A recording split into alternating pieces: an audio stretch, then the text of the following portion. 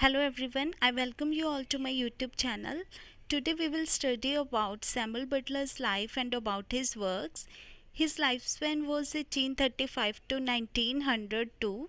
He born on 4th December 1835 in Langer Rectory, Nottinghamshire, England.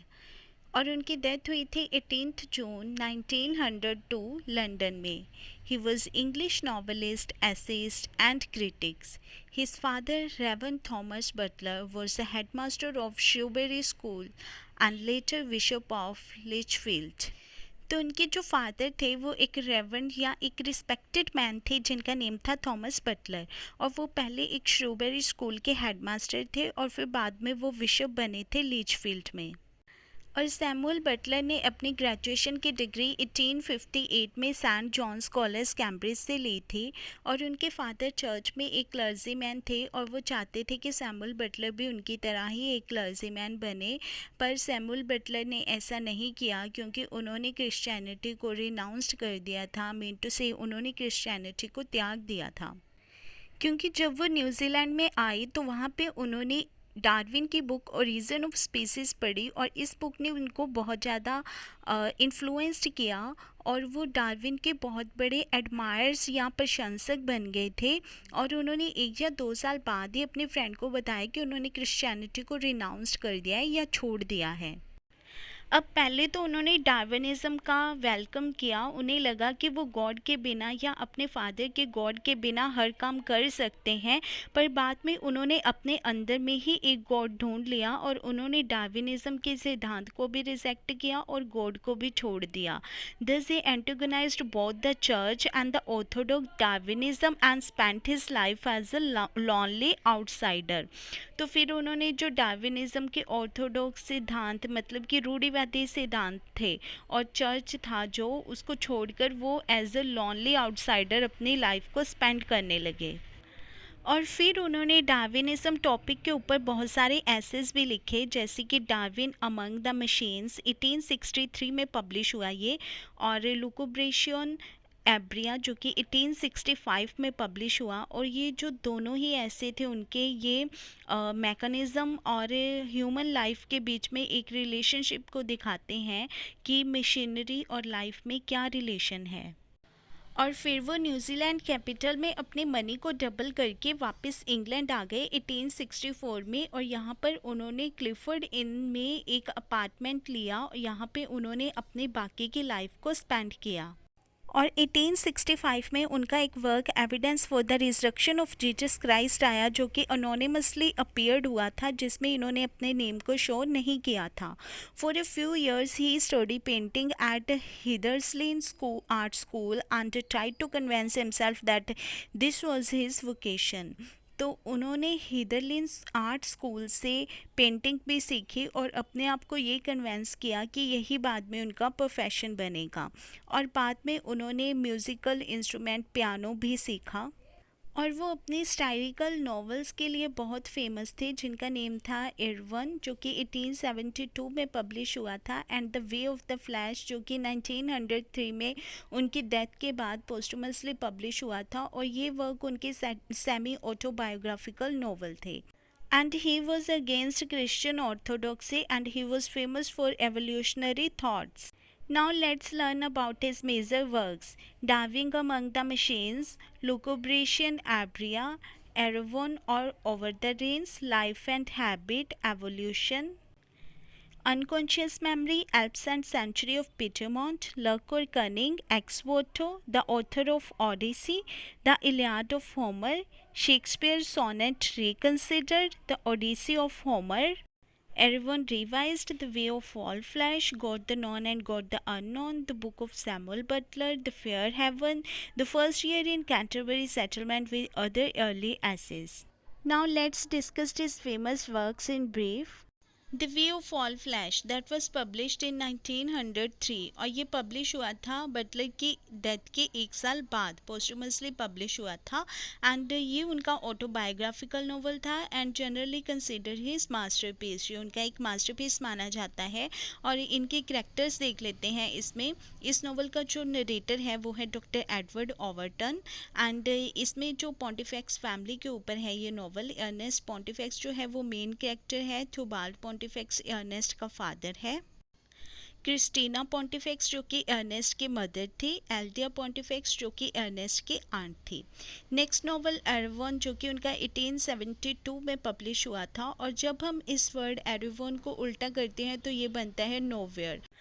तो इस novel का जो टाइटल है वो कंट्री के नेम को रेफ़र करता है, पर ये जो नेम है ये एक फिक्शनल नेम है जो कि प्रोटेगोनिस्ट ने स्पोर्ट्सली डिस्कवर किया है।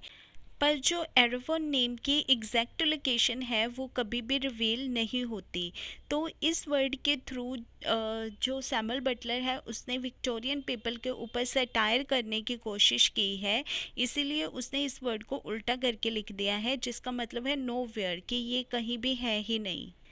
तो इस बुक में बटलर ने विक्टोरियन सोसाइटी के ऊपर सटायर किया है या उन पर कटाक्ष किया है।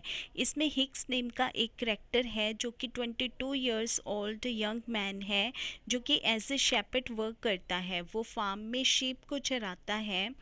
तो एक बार हिक्स अपनी भेड़ों को चराता चराता उसे माउंटेन के पार एक प्लेस नज़र आती है। तो वो बहुत वंडर होता है, वो पीक्स, टावरिंग पीक्स के ऊपर उस लैंड को देख के बहुत ही वंडर होता है। तो एक ओल्ड मैन होता है चौबुक जो कि एक और करैक्टर है इसमें, तो उसको वो बोलता है कि चलो उस लैंड में चलते हैं, उसको देखने, वहाँ पे घूमने चलते हैं।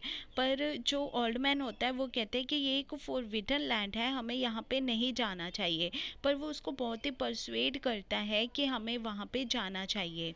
तो जब वो रास्ते में जा रहे होते हैं, ये उनकी एक बहुत ही लंबी यात्रा होती है। यहाँ पे वो बहुत सारे लोगों को मिलते हैं, बहुत सारी प्लेसेस आती हैं यहाँ पे।